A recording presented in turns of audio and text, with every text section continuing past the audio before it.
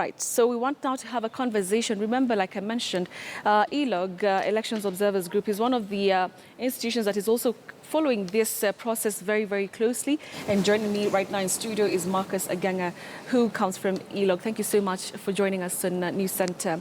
So I'd like to hear your thoughts about the turnout already. The IBC had targeted 1.4 million so far for the first week. They've not hit the target, but they're really not badly off. What is your opinion about that? First of all, thank you for having ELOG on this show. I think that IBC is, as you've said already, they're doing very well, but not so good. Okay. If you look at the numbers, they have obtained 825,000 voters in this first week, right, against a target of 1.4 million voters.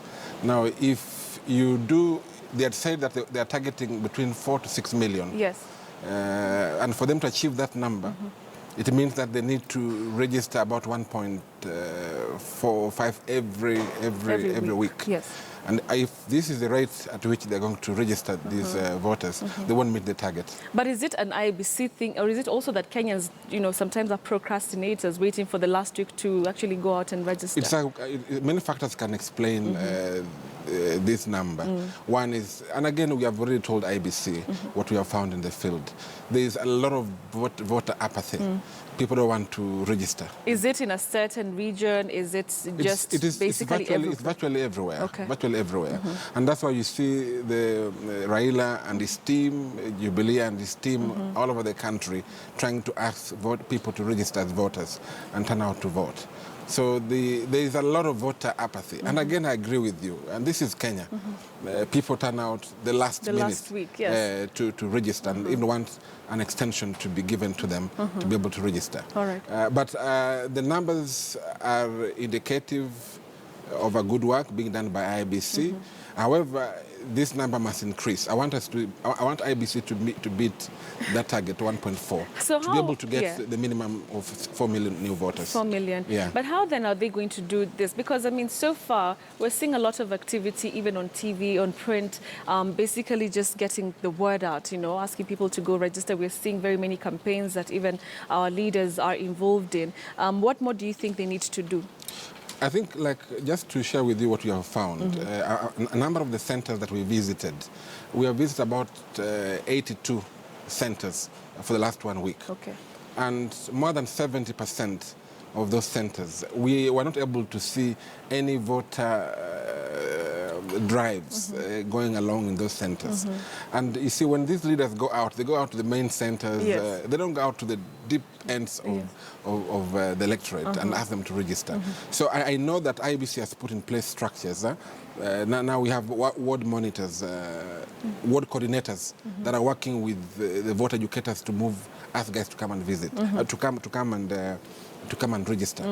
But I think we need to intensify the drive and also call upon other stakeholders, other civil societies, the faith-based organizations, the political parties to move out and ask guys to come out and register. Because voter registration campaigns is not only for the IBC. Right. It is for all of us. All the stakeholders should come out and encourage people to come and register. In fact, like what happened in South Africa is that the IBC team there, the IBC team has got a system where they actually move door to door to register people. Okay. Although Kenya, we are not there, but we maybe in the future. But it doesn't sound complicated, really. It's not complicated, yeah. Right.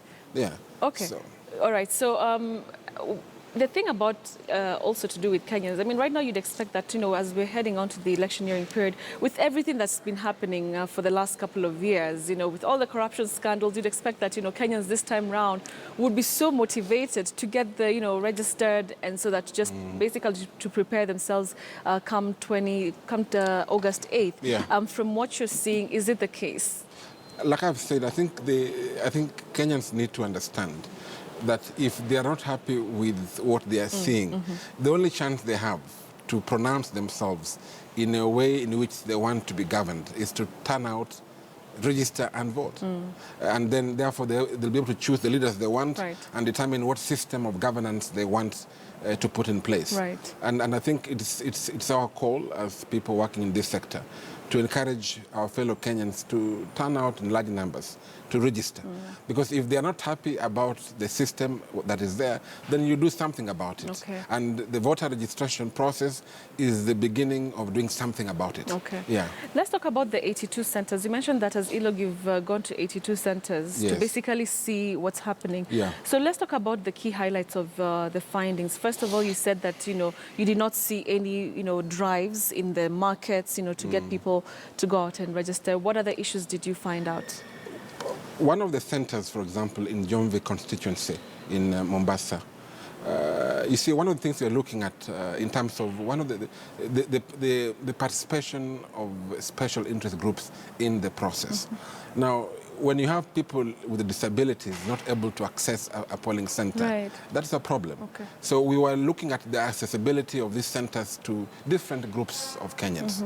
And I want to highlight a case in Mombasa County and Jomvi constituency, for example, where we were able to see that the center, I forgot the name of it, but the center was on the, is upstairs. Okay, okay. So how would the PWDs were not able to go up to register. Upstairs. All right. So that was a problem that we noticed. Okay. In terms of all the centers that we visited, we were able to observe the presence of security apparatus and hence enhancing security in those areas. However, in Turkana, in West Pokot, and in the Ijara constituencies that we were able to visit, we were able to see incidences and signs of tension and violence that then discourages people to come out and register. Hence, and don't be surprised, the numbers show you that in those areas the turnout was very, very low. I mean, what would qualify tension? I mean, it's a place really that, I mean, as much as, it has had its issues before, right now, is there really anything going down there? People are just afraid. They think that, well, when they are out there, their life is in danger. So they don't trust the security status that is there. So they're just afraid. In Turkana, there were incidences where voters would send others, go there, let me know what you find there.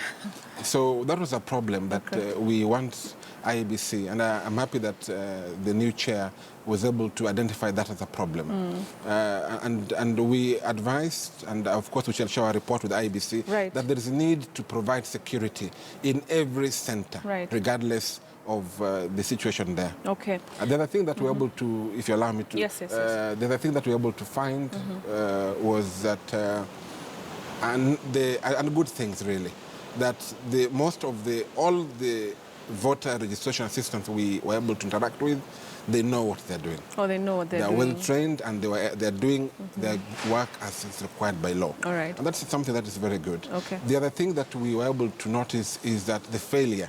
I mean, in the 87 centers that we visited, there were failures in about 5 failures of the BVR kits in about 5 of those centers. Okay. Mainly due to the batteries overheated and I think dust, so the equipment was not able to capture the fingerprints. All right. All right. And of course we were able to identify that and share that with the constituency election coordinators there. All right.